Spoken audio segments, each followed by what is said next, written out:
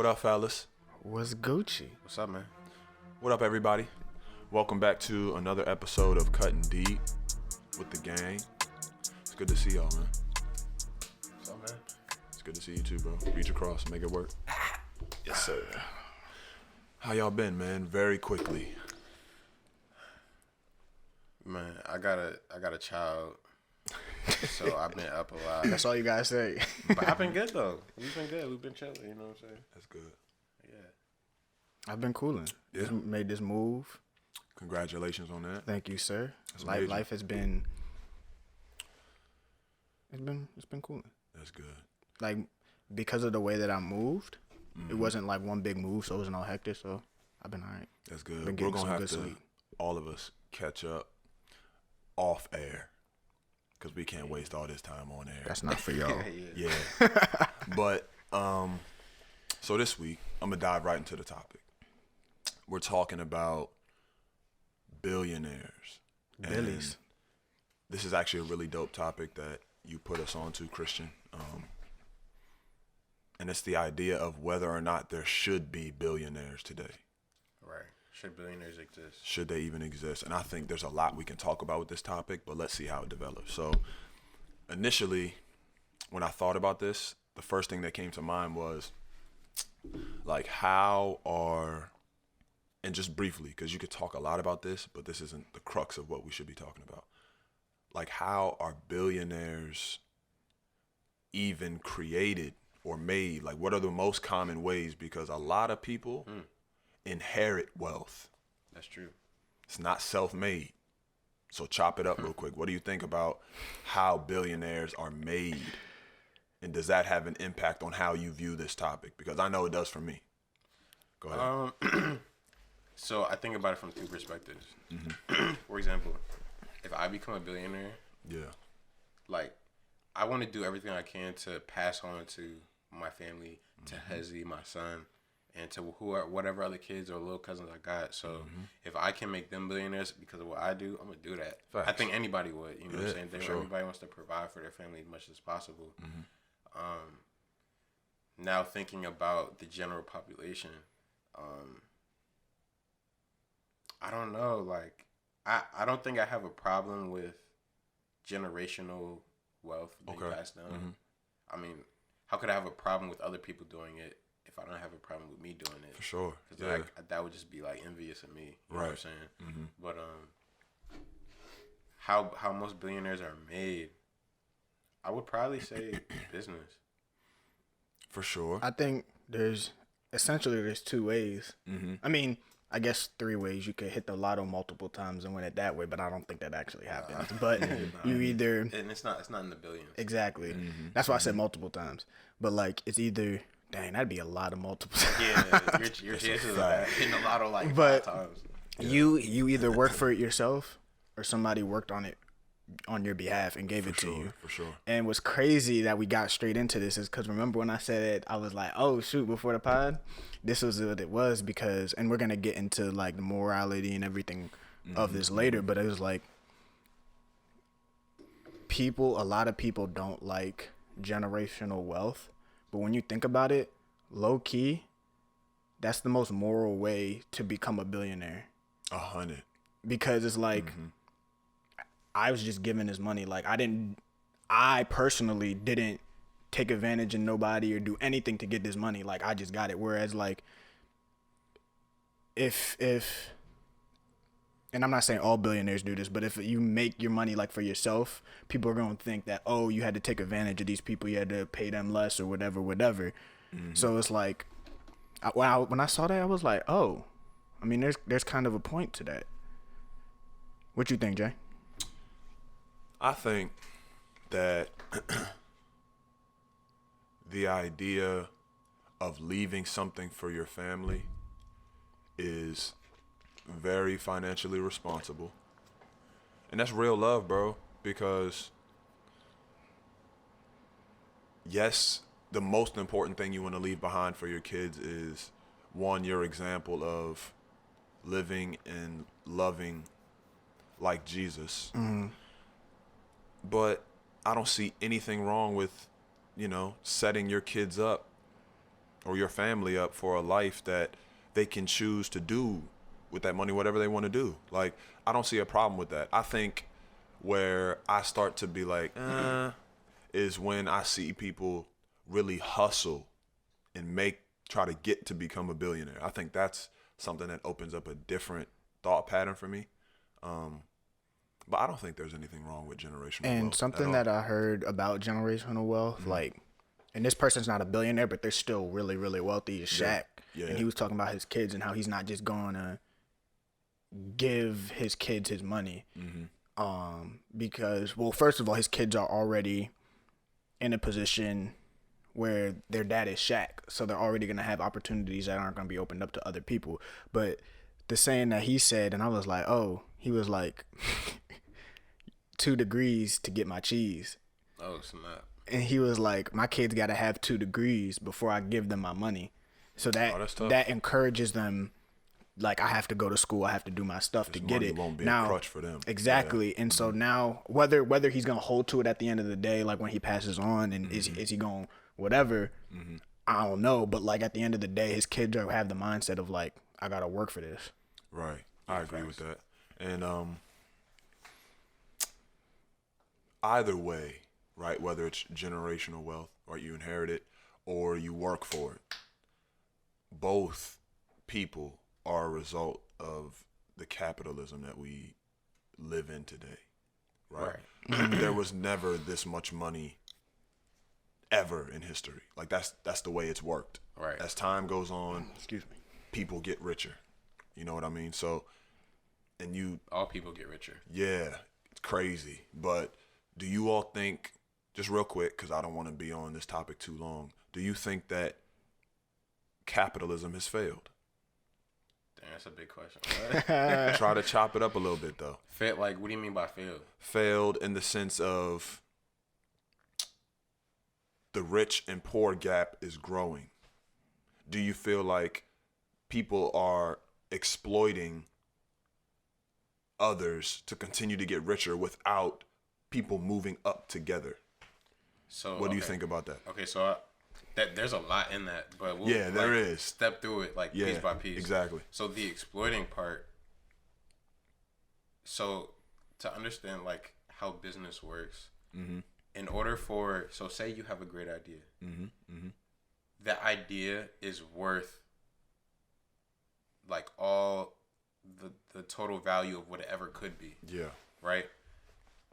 For you to either put up your own money, you're putting up. Like, you're risking yourself. Yeah. You know what I'm saying? Because your financial health is tied to whether you're successful. So risk reward, you know what I mean? Okay. You have the highest risk and the highest reward if it's your idea and you're investing in it.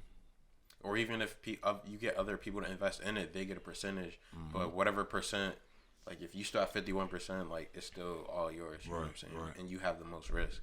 So when you go to bring people to work for you, you're not going to pay them percentages because they're not investing into the risk of it. You're just paying them a wage to work for you. Yeah. So if those people agree to the wage, then that's fair. That's fair on both sides. We both like for sure. You don't have to. Yeah. The person you hire doesn't have to work for you for whatever you want to pay them. You could also pay them very well. Because they also aren't taking on any risk on whether the business fails or doesn't. Gotcha. Because for you could lose. If you have $100 million invested in a company and the company goes under, you lose $100 million. Not the person you hired. Exactly. The person you hired may lose $15 an hour. Exactly. So they don't lose nothing. It's a big difference in like the risk. So the exploitation. People hear that word and think it has a negative connotation. It definitely does, yeah. But you have to understand, like in the system, as long as people are agreeing on both sides, there's no wrong being done. Yeah. Now, there's situations where people can be in a position where there's pressure on them to make that decision, and I think that's why monopolies are bad in industries, because if there's one car manufacturer and all your experience in your life is in cars, and the car manufacturer wants to pay you $5 an hour, you have no other companies you could go to. Yeah, exactly. So that's why I'm like, monopolies are bad. But with exploitation, it just like, as long as people are agreeing to the terms, if you have a problem with it, don't agree. Right. You know what I'm saying? Like, that's what it is. Yep. So real quick before you go, I just want to say, I'm not saying that I believe capitalism has failed. It's just a common thought as time is going on. A lot of people are starting to become more outspoken about it because they might be the one on the receiving end of what they might think is bad because they're not the billionaire. So they don't know. You know what I mean? So I'm just putting a topic in front of us and saying, let's chop it up. So what you think? So I think this has to start with the premise that nobody ever told anybody in the history of anything that people were just going to be 100% equal and everything was just going to be fair. Yeah. And so, and the reason I start with that is because... And what is fair? Exactly. And so, the reason I start with that is there's going to be some people who have more than other people. And that's not inherently right or wrong. That's just how it is. Right. And I think there have been people in the capitalistic system that have abused it. Yes, for sure. 100%. For sure. Yeah. Agreed, bro. I don't think that's a system. I don't think it's the system that itself that has failed. It's people within the system. Correct. Yo, way to flesh that out. And so I like that. If you because I majored in economics, I have and you as well, Jay. Pretty sound knowledge when it comes to this stuff. Yeah. And just on the fundamentals of a capitalistic society is you have a supply and you have a demand, whether that's people, whether that's money, whether that's objects, you have a supply and a demand of things. And where the market connects is if I say, yo, I want this, that's the demand. And Jonah comes in and is like, yo, I have this. That's the supply. We have to negotiate on where we're going to meet. And that's essentially what capitalism is. Right. And so. And you agree. Exactly. And so to get to your point, Jonah can say, yo, I have this job. I need somebody to work it. And the other dude is like, yo, or I'm like, yo, I need a job. We come together. Jonah's like, yo, I'm going to pay you $15 an hour. I can either be like, I think I can get somewhere else. Get something more somewhere else, or you know what, that seems fair for what I'm doing. Right. And when you look at it at that standpoint, that system itself, when it's a perfect market, there's no failure in that market because everybody's getting what they asked for. Now, can I be ambitious and been like, yeah, eventually I want to make more than 15, I want to make 20, I want to make 30, I want to make whatever, yeah.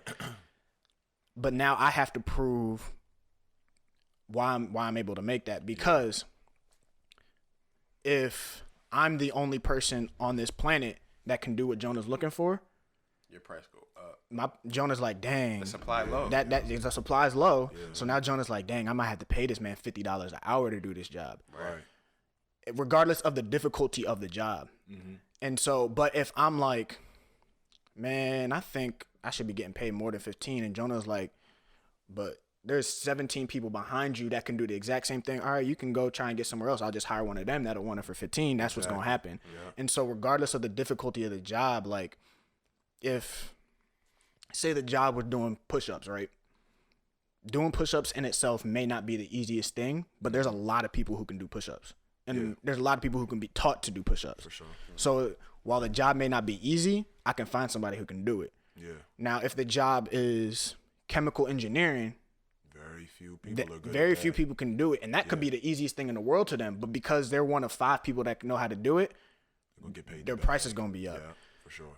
And the counter, kind of the thing that gets kind of opposed to, and I'm ranting, but keep sharing. The thing that gets opposed to capitalism is socialism or communism. Yeah. And Not even to touch on that too much because our topic is billionaires. Exactly. But don't listen to me. He said communism. I said boo. I've actually read the communist, like I own it, the Communist Manifesto that Karl Marx wrote, and I've read it. Of that at your crib? I do. Okay. And I've read it twice. Oh, you real? Because I'm like, for me, if I'm gonna oppose something, I want to know what I'm opposing. Like I'm not just gonna be like, I don't like this and be like, why? And be like, I don't know. Y'all heard that? He has a reason for what he believes. Yeah, man. Make sure you're informed about what you don't agree with. Exactly. And so whether I'm on either side of the debate, I want to know both sides so I can make my decision carefully. And after reading that, I'm like, yo, this. All right. Cut me off after 2 minutes if I'm still going. I got you. Go ahead. I got you. Socialism / capitalism. I mean, capitalism / communism. Socialism derived from communism.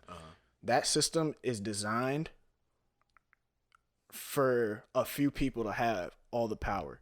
And the reason There's always that 1%. Exactly. And the reason I say that is because if you read it and the stuff that Karl Marx was talking about, he was saying basically he was trying to restrict ideas and he was trying to restrict like people's freedoms. Like he legit, there's some things in there that he says that like people shouldn't own certain things. And the reason I say that ultimately it puts the power in a few people's hands is because who's going to be the one to tell you can't own that?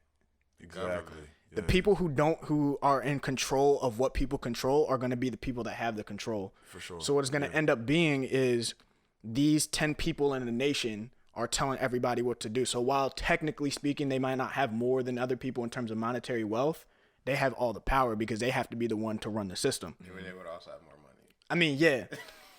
And so it's they like, always have the most money.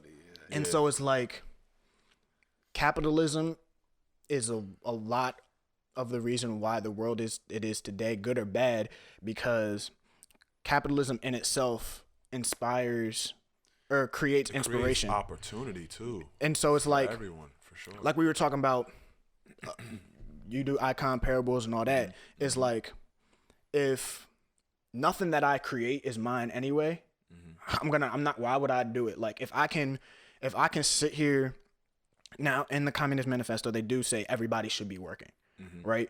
But if everybody's working the same job, doing the same thing, there's on a basic level, that stuff is going to be complete, but there's not going to be anything above that because there's no reason to go above that. Nobody's just going to be like, oh, instead of having a Walmart and a Target and a Shoppers, whatever, it's going to be store. It's just going to be store. It's going to be called store. And it's going to be the only store. So there's going to be no variety. Whereas capitalism is like, yo, this idea for Walmart, it's kind of tough. And it's way different than the idea for Target. Exactly. You have innovation. So now it's like, all right, I want to go start Target. Why do I want to start Target? For myself, of course, because I want to make the money at the end of the day. But I see that there's a need that other people want it. And so to tie it all back into billionaires, like I said, you either somebody made that money for you or you made it yourself. Yeah. And essentially that's how it happens is you see an inefficiency in the market and you want to take advantage of that. And you're putting your risk in, like you said, you're going to invest some sort of money into that to say, I want to create this market and you just profit off of it. Yeah, I like that. You want to chop it up real quick again? So, and to jump off of that, there's a difference. There's two different type of people in the system. There's workers and investors. Yep. The investors go for percentages. The workers go for wages. People say that billionaires don't work for their money, like their billions, and they don't. Yep. And because there's two different type of parties in the system, like either you're investing in percentages or you're working for wages. Nobody's making a salary of $500 million or $1 billion. Like it's like they're just getting returns on their investment. It's net worth, which is the value of all of their assets, all of their holdings and stocks and things. Like, you know what I mean? So I think if people want to change their position and are like, why do they have so much money and I don't?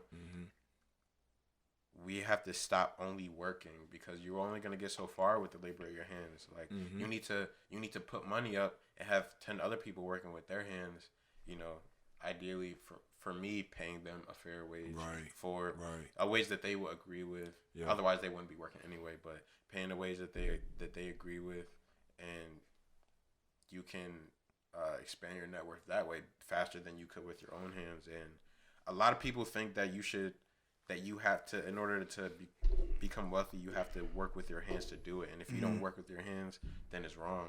But that premise is false, because like we talked about capitalism, like two parties have to agree on both sides, and people agree. Why we got a problem with it? And to piggyback off that one real quick before you go ahead, Jay, is who's the person who gets the most flack for being rich right now? Jeff Bezos. Exactly. What does he own? All the pesos. I mean, like, why did he get famous? Like, what did he start? Amazon. All right. If you look at just Amazon by itself, like as a company and its profits, they're profitable, but they're not as profitable as compared to other companies as you would think, because their whole premise is we're going to wholesale buy and sell at a lower price than other people. That's why you go to Amazon, because you can, it's convenient and it's cheaper than a lot of times in other places. So like they aren't charging as much as they could in order to keep people coming back to them. The reason why Jeff Bezos is so rich is, yes, because he started Amazon, but because he puts that money into other places and is getting that return. Exactly. So like you said, like crazy. it's not, is he working for his money with his hands? No. But he's using his mind to make his money work for him. Yeah. Resources. Yeah. Go ahead. And that's why you see all these seminars and all these people on the radio talking about how minorities need to create generational wealth and passive income. You hear that all the time, but somehow it's bad when other people are already successful at it. Yeah. But we're all trying to do it. It sounds like envy, and it's not to say that, people who are successful aren't sometimes getting it in unethical ways. 'Cause I don't agree with that either. I don't agree with, on one hand, like I've heard Amazon having unethical practices. Correct. Yeah. In like the warehouses or wherever. Like I've heard of that. Yeah. But at the same time, I've also heard of Amazon. So they're coming to Virginia. They're investing like, I think it was like $50 million or $100 million into professional development for the workforce that they're gonna hire. So they're gonna hire everything from warehouse workers to data scientists to project managers, and they're gonna invest millions and millions and millions to develop those people and train them. Yeah. And so it's not all like black and white. Like yes, like the unethical thing should never happen. But at the same time, I feel like as a business owner and as an investor, like you do need to not just get people. I mean, yeah, you want to get people for the lowest price, but for me, the way I think about it is, if I can afford to really pay my people and treat my people in a way that they would be happy to stay, I mean, I'm going to do that. Right. And I like how both of you came at it from different ways but came back to the same point. I think the people that are the most upset with the billionaires are the people that are not billionaires. And they have to realize that we live in a land of opportunity, bro. Like, there's nothing holding most people back. Like, yes, some people come from different circumstances, but the same opportunities are available to almost everybody, if not everybody. To a degree. Well, that's what I'm saying. Because some people, right, take the stance of victim. Okay. They play the victim instead of seeing that, okay, look, if I do X, Y, and Z, I can put myself in a position to where I can provide for my family and maybe even get to a place where I can create, generational wealth. So I think as long as we, and not saying we like us three are playing the victim, but as long as people aren't playing the victim and they just see that, I can create opportunity for myself too and my family, I don't think this should be something that people are so upset about. And because go ahead. And I think to piggyback off of that, like I said, like life, nobody said life was going to be fair. But if you take the standpoint of, I got to do the best that I can for the people that are going to come after me, that's going to start them at a higher position. So for example, my dad had 8 siblings. You know what that's like. He had 8 siblings, and my grandparents didn't have a lot of money, and my dad was in the military, so they're always moving around, and so he didn't grow up obviously a millionaire, but he was like, all right, I'm gonna do what I can to provide for my family. So what has that done? That's allowed me and my siblings, along with my mom. My mom wasn't even from America. Like my mom didn't have no American money. Right. Facts. And she came here and she did her grind. Dollars. And so it's like they're both like, all right, I'm gonna do whatever I can for my kids. And so now me, my brother, and my sister, we're in a position where my sister wants to be a lawyer. Tough. And like my sister is incredibly smart. And so she's at the point where smart. Yeah. Where she's like, if I want to be a lawyer, if I do what I need to do in school, I can do it. Exactly. And so, while my dad or my mom may not have had that opportunity, they may not have had that opportunity to be a lawyer. They set themselves up to put us in a position where we have that opportunity. And now my sister, being where she's at, say my sister becomes a lawyer, making however much lawyers make, she can be like, well, now her kid wants to be pass it down. Exactly. So. Right.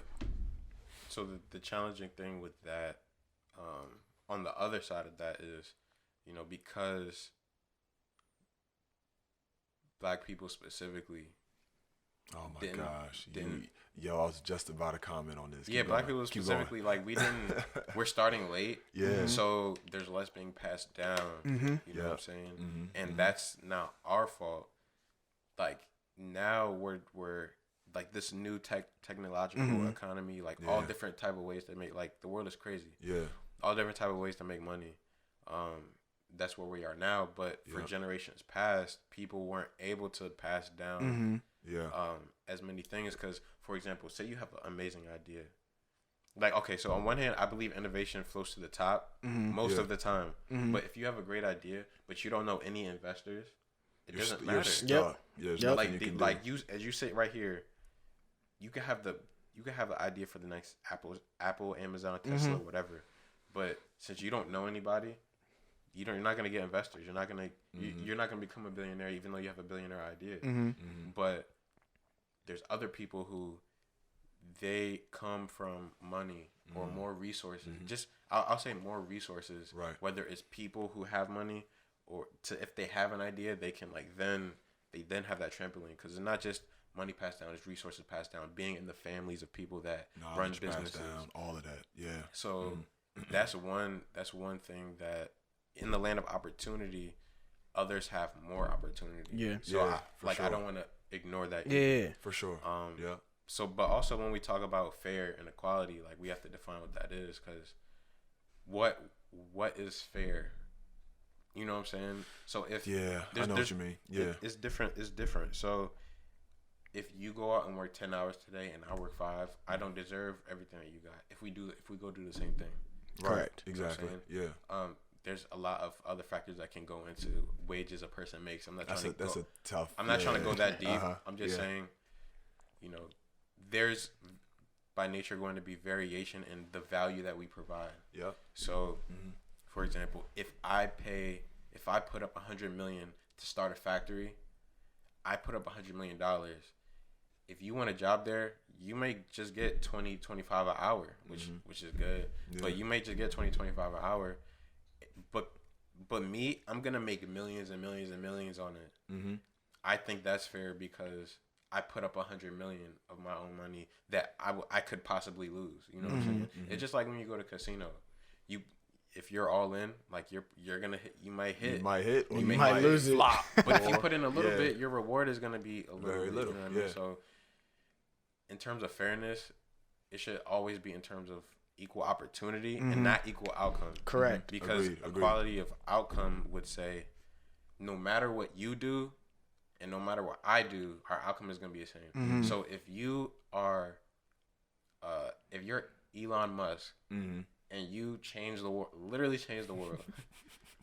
Building spacecrafts to Mars, transforming transportation on Earth. And if I'm not even gonna say a cashier. If I'm a lawyer, someone who still makes a lot of money, our value to society is not equal. It's not the same. So if you want equality of outcome, you have to suppress all the value that you make and that value is gonna go to somebody or somewhere, and you're gonna make the same as me, and that pretty much will disincentivize any innovation, your desire to do anything for anybody. Like,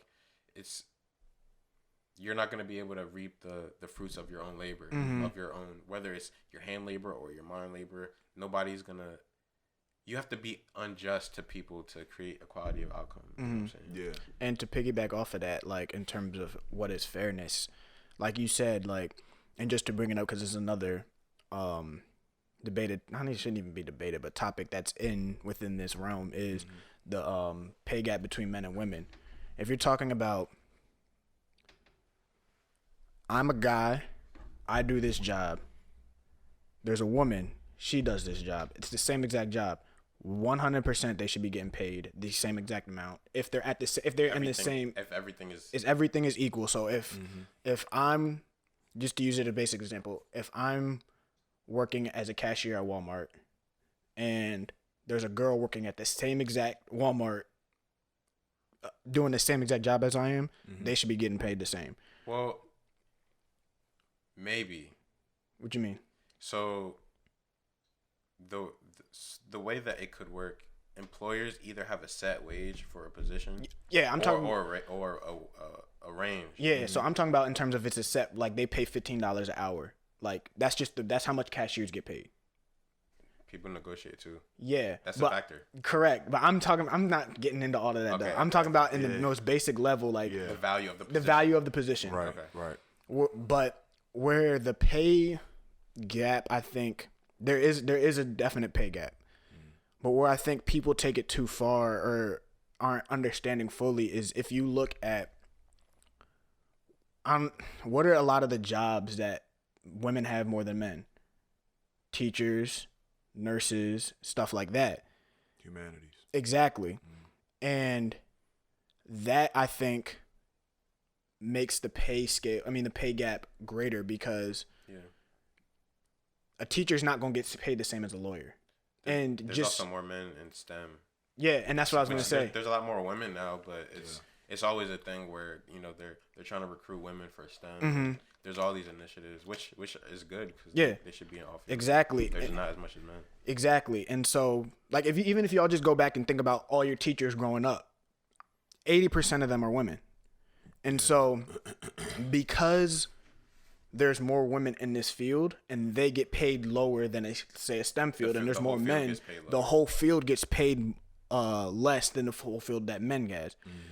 So in that sense, there's a pay gap, but it's not because of necessarily gender inequality. It's just because of the job that they have. Because if you look at all male teachers and all female in STEM, there's going to be a pay gap there. Yeah, that's true. But where there's a problem, and this is where I said that there is it's not necessarily the system, it's the people in the system, is if there's also definitely actually I shouldn't say definitely because I haven't looked at the numbers on this, but between male teachers and female teachers, that's where you might see a pay gap. And that's the pay gap that we really should be like, all right, we got to figure out why this is. When things are as equal as they can be, there should, because there's discrepancies that are justified. Correct. If I'm a male teacher and you're a female engineer, you should be making more. Correct. Yeah. I mean, some people think anyway, whatever, but like you should be making more than me. Correct. If you're an engineer and I'm a teacher. Yeah. But if we're both teachers with if we're first year teachers out of school, similar internship experience, similar university, teaching the same class, we should be getting paid the same, barring whatever negotiation we do. Whatever. Exactly. Like we should be at the same. Like there shouldn't be. It shouldn't be a noticeable gap. You know what I'm saying? Yeah, I agree. And that's why I think a lot of times people who are arguing like, oh, there's a pay gap. You're right, but argue against the real pay gap, because like I said, if you argue against someone who knows what they're talking about, they're just gonna say what I said back to you, and you're not gonna get anywhere. And so they're gonna have a way out of the conversation. They'd be like, well, I'm an engineer and you're a nurse. I mean, at the end of the day, I'm gonna get paid more. And I mean, they're right, but if we're attacking it from just all in general, or if we're attacking it from like, all right, well, what about this teacher and this teacher? Oh, they're gonna have a lot harder time getting back. And that's kind of like, in terms of fairness, life isn't fair in its aspect of people are going to be born with the ability to become biochemical engineers, the greatest inventors, the greatest whatever. And there's some people who are just not going to have that talent. Yeah. You just got to take what God gave you and work with it to the best of your abilities. Agreed. That's not fair. But if we're talking about, we both got this ability, we both got this opportunity, we both are in the same situation, then all right, that's when I think that's when the fairness needs to come into play. Yeah, when things are as equal as they could be between me and you, we should get the same. Mm-hmm. Yeah, and just to circle back real quick before we move on, you touched on the difference between looking at things from an investment point of view and a wage point of view. And I think just for us being African-American men, young African-American men at that, us having families, you one day having a family, like, I think that's something we have to get very quickly. Mm-hmm. Because a lot of black men, bro, think that they're, and I'm not saying ball in a sense like, you know, that's what we're trying to do. Mm-hmm. We're not trying to ball. But they really think they're balling because they got a good job. You know what I mean? Mm-hmm. That's part of it. You're the worker. Like, you're only going to get so far as the worker. Exactly. And there's nothing wrong with being a worker, because most people will work, and workers are the foundation. In order for it to work, there needs to be workers. There's a few in any given thing, there's a few investors and a lot of workers. So, like, workers are, you know what I'm saying? But, and sometimes our end goal is to be a worker in doing whatever it is we want to do, and there's nothing wrong with that either. Yeah. But financially, if you want to, as a worker, there's going to be a ceiling. Mm-hmm. You know what I'm saying? Exactly. There's going to be a ceiling. And to break through that ceiling, you have to invest and go for percentages and not hourly wage based off the work of your hands. Exactly. So I think our life is not, you know, a main focus of our life should not be to get all the money we can get. Correct. Because that's not what we believe as Christians. But there is importance in realizing that, investing into not only myself, but into something to where I can help my family down the road is major.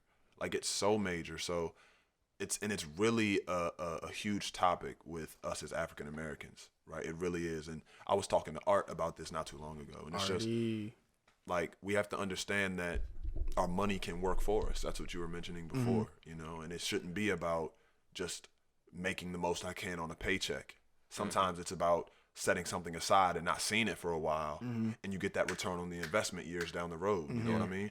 So that's something that we can definitely help our families with and other African-American men. But transitioning, because I think this is going to be the last topic, transitioning. How do we as Christians view this topic morally? And I want you to try your best to, it's tough, go in as much depth as you can to provide, you know, substance, but also, like, you know, like, just, I want y'all to be as honest as you can. Like, how do you feel Christians should view billionaires? I'm gonna let y'all go and then I'll wrap up, because I know how I feel, but I want y'all to go first. I'll go first. Morally, so I think the biggest problem people have with billionaires is the fact that I think there's an assumption that the amount of money that exists is fixed within a pie in America. And if you have more, that means money is falling out of my pocket. Like, if Deion, you're a billionaire, that means there's a hole in my pocket and you're draining it from me. You know what I'm saying? And I think that's a fallacy. I think big time fallacy. It's a fallacy. We live in a global economy, and the economy has been growing and expanding. Being poor 100 years ago, because they say inequality has grown over. Being poor 100 years ago is not being poor now. It's not being poor now. Like, it's being poor in 2020, like, in America. Right. Yeah, specifically in America. It's, for me, it's not about the inequality, because, like I said, people contribute differently. People contribute different levels of risk. people's families have been working for generations for their families. Yeah.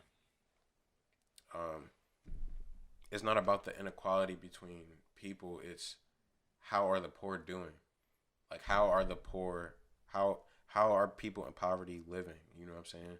Because the poverty level of what the standard of living is what's important to me. And I don't care about. Go have $1 trillion. Go have infinity dollars. Like, infinity. At the end of the day, how are the poor people doing? It's not about how much money you have. It's about how are the poor people doing. You know what I'm saying? Because at the end of the day, as Christians, like, we care for the poor and that's the a widows. command. You know what I'm saying? Like, the people that can't provide for themselves, or the people who are less fortunate, or at the bottom, or the rejects, like the poor, all of that. You know what I'm saying? Like, those are the people, like, we like have in our hearts. You know what I'm saying? So it's the poor people. Like, what is their standard of living? That's really what my thought is. The people who don't have resources, how are they doing? I don't wake up and think about how much Elon Musk has or Jeff Bezos has. I wake up thinking like, yo, how can we help somebody who doesn't have? That's the great way to think. Yeah. Because if I'm thinking about somebody else's money, why am I thinking about somebody else's money? Like, if Jeff Bezos goes broke tomorrow, the poor man, Jacob, who be sitting on the block that don't got no food to eat, he not gonna suddenly have food. Right. Just because Jeff Bezos, like the richest man in America, don't have no money, doesn't mean he gonna have money now. Exactly. You know what I'm saying? But me, instead of complaining about how much money Jeff has, I can go feed the person on the corner. You know exactly. And a lot of people just want to be mad at the billionaires, but don't actually want to go help the poor. You know what I'm saying? They just all they want to do is tell the government, take money from them. Yeah. You know what I'm saying? And y'all redistribute it. You know what I'm saying? Why if we don't trust the government so much, why do we trust them to redistribute billions and billions and billions of dollars? Like, they're going to do it the right way. And do it for the people. And do it for the people. Now. Like, come on, man. Instead of just complaining about how much money they got, how about I do something with what I got or my time, if I don't have the resources to go help somebody that doesn't. For sure. So the thing about billionaires, man, if I was a billion, like, not even a billionaire, me right now, with the amount of money I have right now, I'm far as far as you could be. You know what I'm saying? Yeah. But right now, I'm not rich, but I use my resources to help people who don't have. You know what I'm saying? Like, I give my time, I give my money. So the amount of money I have, there's nothing wrong with it. I have 1,000,000 times more than a person with no money. Oh, 100. If you have $0, I have infinitely times more money than you. Yeah. That's Is just that how wrong? it works. Yeah. No, that's not wrong by itself. Right. But because I'm a Christian, because I care, like, because you don't have and I have in excess.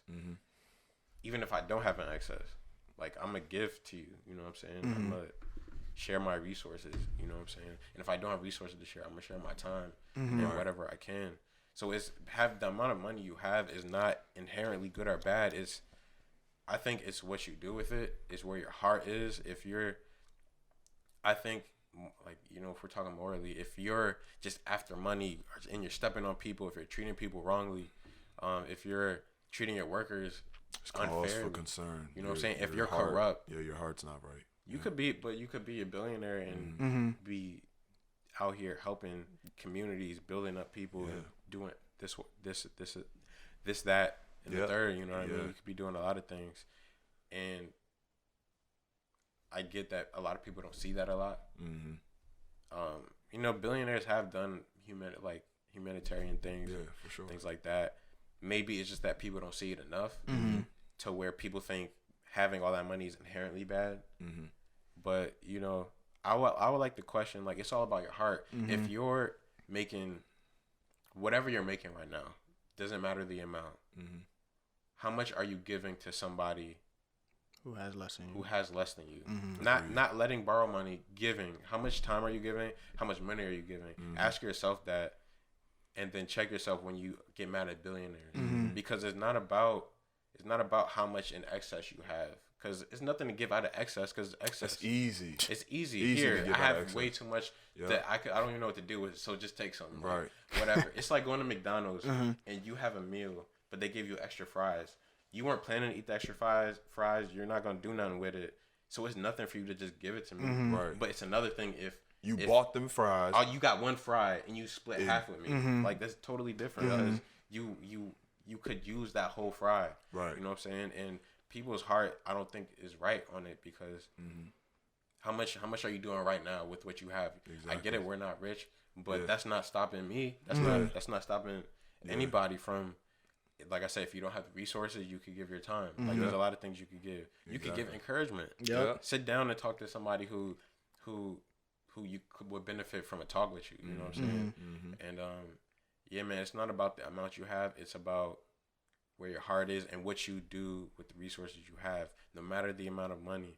So yeah, if you are a billionaire, if you have the heart to give and you have access, you could probably give more. But as another man, like I have no business judging another man's heart on what he wants to give or doesn't want to give or what his excess is. If I even know what his excess is, like I didn't come up counting other people's pockets. You know what I'm saying? So I'm not gonna do that. Right. I just know God has blessed me with what I have, and I can do with that. I have a pie. You know what I'm saying? And I can share my pie with people around me. Or I could not. No matter how much money I have or you have. You know what I'm saying? So at the end of the day, you know, if we're calling other people out and judging other people, gotta look at ourselves. We gotta look at ourselves, you know what I'm saying? We gotta look at ourselves and make sure we're not the ones that's right. I agree with you. Real quick, what do you think? Yeah, and just to touch on a point that he said, and then I'm gonna go into what I have to say is, don't think that, like he said, if Jeff Bezos lose all his money, somebody else is gonna get it. Like, there's a good chance if he loses his money, that money's like nobody's getting it. Like it's just been lost to whatever. And so, like he said, like it's not our job to worry about what they have. And then, in terms of as far as Christians, I think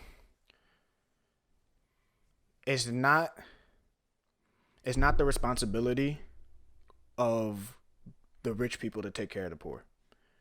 It's the responsibility of us as Christians to take care of the poor. And what I mean by that is because Jeff Bezos has, I would be more upset at Jeff Bezos if he had $500 and was being selfish with that, and he's a Christian, and he's just seeing his man struggle and he's just not doing anything. More than I'm mad at him for having the billions of dollars that he has and him not being a Christian and him giving $1 million and people are like, oh, he should give $10 billion or whatever. Yeah. And so as Christians, it's not because of, we don't have that responsibility to take care of people because of we have so much amount of money. We have that ability. I mean, we have that responsibility because that's what God told us to do. Like at the end of the day, it's not our money and resources. Exactly. And Facts. so for me, in terms of being a billionaire, my goal, like I don't go through life like, yo, I'm going to make the most money that I can. And I'm sure that none of us do in terms of like that is what I do every single day. But my goal is I need to make money so that I can like feed myself, like so that I'm healthy, so that I'm able to give to others. And then B, what am I doing to set my family up so that we're not like out here with nothing where we can't provide for others. And then C, once I get taking care of the necessities, it's all right, now what can I give to others? And so it's like that is the goal of making money and making time and making, like you said, money's not the only thing that we as Christians can give. Right now, for me personally, the most important thing that I can give is my time, because like that's something that the last year I haven't had a lot of. And so if I can be like, all right, you know what, instead of me sitting down playing Madden today or sitting down watching anime or whatever today, let me go out and do something for somebody else.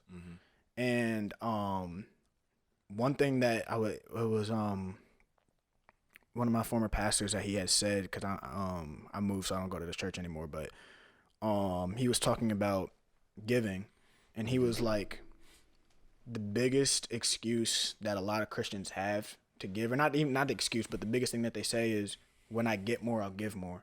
That's false. And it's so false because what happens is you false. get more and you're like, oh, now I can take care of this other thing. Now I can buy this. Now I can buy and that. then it becomes, but when I get more, then I'll give more. It's the excess argument. Exactly. It's when you have so much you don't even know what to do with, then you give, because you don't think, you don't even know what you could do with it, so you just give it away. Like, you have no purpose for it, but and it's not. As a biblical example of that is Cain and Abel, right? If you look at the difference between what Cain gave and what Abel gave, break it down. So for y'all that don't know the story of Cain and Abel and Cain, God said, y'all got to give me something. And Cain gave something. God was like, what are you doing? And then Abel gave something. Exactly. Yes, and then Abel gave something, and God was like, all right, that's what I'm feeling. Cain got jealous, killed Abel, and yada, yada, yada. But if you look at the difference in what they gave, Abel gave, like, the first fruit. And the best of what he had. And not, like, yes, it's, like, there's two levels of significance. It was the best of what he had, but it's the first of what he had. Yep. And so that shows that, all right, Abel trusted that, all right, God, I'm going to give you this to you. Like, this is the first that I have. Like, after this, I don't know. But I'm going to trust you that I'm going to give this to you, and you're going to do whatever you need to do to make, I'm going to be okay. Yeah, at the end of the day. At the end of the day, I'm going to be okay. Abel may have given him even nicer stuff. We don't know. Yeah. Abel could have gave him not Abel. Cain could have gave him the nicest stuff, but Cain's it wasn't his first. It was his excess. And so he's just like, here. He was like, I know I'm good now. I'll give it to you. Exactly. Yeah, nah. He was like, oh, you can have this, God. And God was like, nah, that's not what I want. I don't care if you just gave me a Lambo and Cain gave me Abel gave me a 1997 Honda Civic. Cain gave me what he had. You're giving me what you have in excess. And so going back to tying that into billionaires and stuff, it's like, if your ability to give depends on, not ability, because obviously if you have more, you can give more. But if your willingness to give depends on how much you have, your personal pie. You know what I'm saying? Like, that's your heart. Then you're then you're in the wrong, because if I have, what I'm not saying is go broke and give all your money away and whatever. But if I have $100 this week, right? Yeah. And even in your excess, right? Say there's bills that I take care of every month, and I have $100 this week, and I'm like, and this is something that living when I was at Towson, being in Baltimore, like it convicted me, because it's like, dang, I'm about to walk into Chipotle right now, and there's a man sitting on the street right here, right now, that has no food. Am I hungry? Yeah. Have I eaten all day? Maybe not. But I know at the end of the day that, like, tomorrow I'm still gonna have money to come back to Chipotle. This man does not have any food right now. And so it's like, get through the night. If I have, it'd be one thing if I had this money and then I couldn't spend it, like, and I would be like significantly hurt. But I know in my heart that what I'm gonna do is I'm gonna go to this Chipotle, eat this Chipotle. I'm gonna go back to my crib, and then I'm gonna go online and look for a T-shirt or some shoes or something that I like, just because, like, I can. So it's like, dang, that's not saying you can't do that, but like, if you see him looking at him and you're just like, nah, I don't have enough money to give to him, but then you go off and do something, even it might not even be the most expensive thing, but you can't go to McDonald's and buy him a McChicken for $1. Bro, you're the billionaire, because the billionaire can say, I don't have enough to pay my workers. I'm trying to go buy an island that's $1 billion. So I don't have enough. It's the same thing. The pie's just bigger. You know what I'm saying? It's your heart. Like, you can, bro, like, people only want to hold the rich people to the fire, but we have to hold all of ourselves to the fire, and we don't always do the right thing. I don't want to make that impression, but we have to be honest with ourselves and what's in our heart, and strive for that. You know what I'm saying? Because if we're just looking at other people, we're not going to look at ourselves.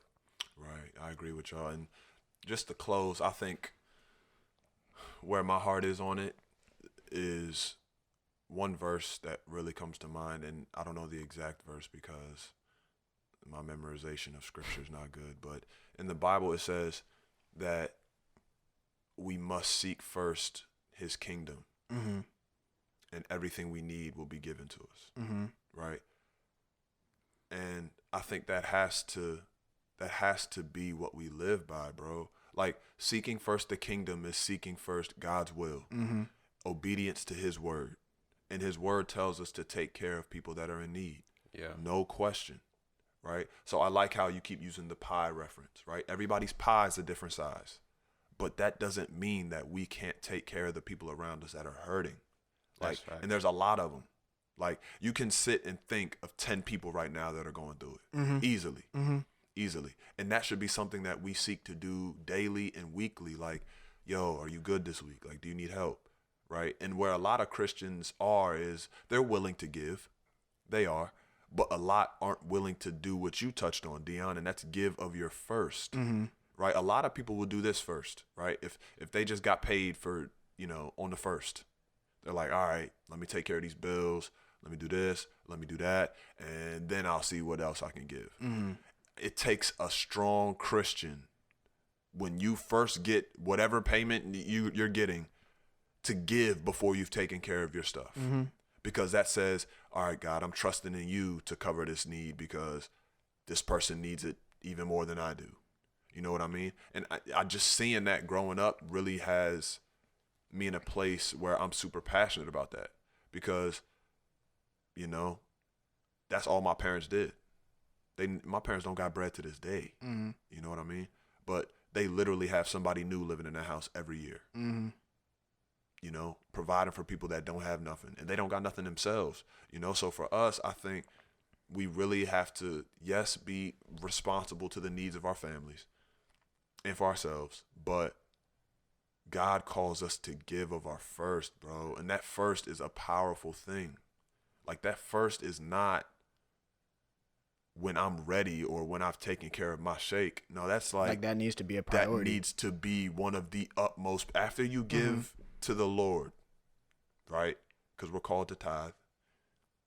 You got to take care of people, yo. You got to. And I think there's nothing wrong with, and this is something that John Piper actually said. He said, I don't have a problem with people making a lot of money, right? Where God has, conducted your path to where you're going to be making a lot of money. There's nothing wrong with that.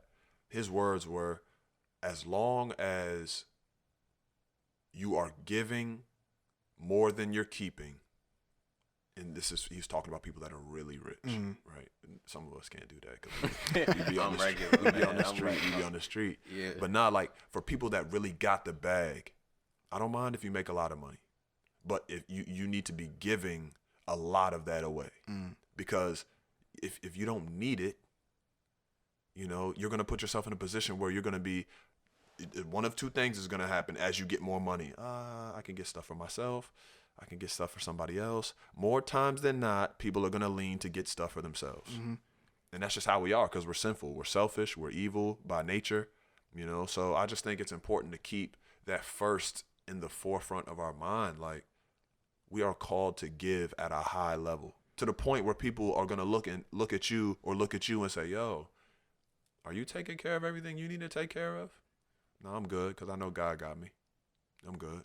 You know what I mean? Like, that's how it's got to be. Like, that the heart to give and to serve has to be super strong for those who believe in Jesus. And I liked what we chopped it up about. I just think that people got to stop looking at the millionaires as enemies or billionaires as enemies. Continue to realize that this is a land of opportunity. We all can go get it. Yes, we all start on different playing fields, but we can all go get it. And if you truly name the name of Christ, you better be giving away. And I think, or you're going to be you need to examine yourself for sure. I think real quick, like you said, like people got to stop looking at people in general as enemies, because at the end of the day, whether you the lowest of lows, the middle class, the highest of highs, everybody need the gospel, bro. Like, we're called to take care of the poor when they can't take care of themselves, but we're also called to share the gospel with everyone, regardless if you Jeff Bezos or you Joe Schmo on the street. It don't matter. It don't matter. They need it. They need it. Like, more than money, more than the clothes on your back, more than anything else in the world, that is what Jesus, everyone bro. needs. Facts. Yeah, man. So Yo, I appreciate you giving us this topic, yo. This was a really good topic, and we really could have gone for 3 hours. Yeah. We really could have kept going. There's a lot of stuff we could have talked about. Yeah, we was talking about it earlier. Like, there's a whole nother topic that we ain't even. I mean, we touched on it, but we ain't even touch on that. We could part 2 this joint. Yeah, we might part 2 for y'all. We'll see. Look out. But I enjoyed that. That was a lot of fun, and let's keep it going, man. Like, I think we really have something good here. Yeah. I think our hearts are in the right place. We just want to share, educate, bounce ideas off each other. And this is what we do, man. We cut deep. You got it before I did. We cut deep. That's what we do. But episode 4 is a wrap. Thank you for tuning in with us. And we'll holler at y'all, man. And as Christian Phillips said, wherever you watching this at, keep watching it. For sure. Yes, sir. All right. Peace.